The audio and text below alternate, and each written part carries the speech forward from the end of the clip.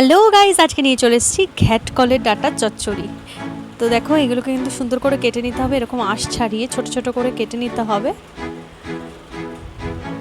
এবারে কিন্তু কাটার পরে আমরা এগুলোকে সেদ্ধ করে নেব। সামান্য একটু লবণ দিয়েছিলাম সেদ্ধ করার সময়। দেখো, এটা কিন্তু সুন্দর সেদ্ধ হয়ে গেছে। এবারে তেলটাকে কড়াইতে গরম করে দিয়ে দিলাম কালো জিরে ফোড়ন,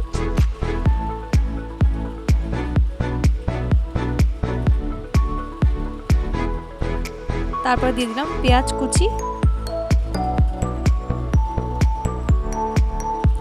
এবারে এর মধ্যে আছে কিন্তু সর্ষে, কাঁচা লঙ্কা, পেঁয়াজ আর রসুন বাটা, এগুলো সব একসাথে পেস্ট করে নিয়েছিলাম।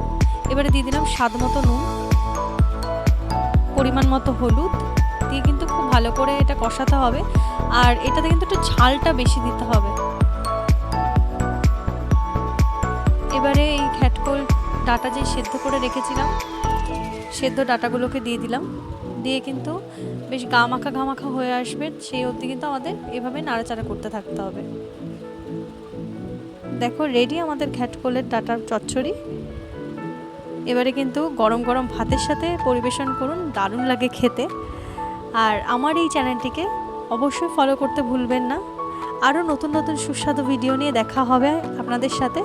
আপনারা সকলে সুস্থ থাকবেন, ভালো থাকবেন। টাটা।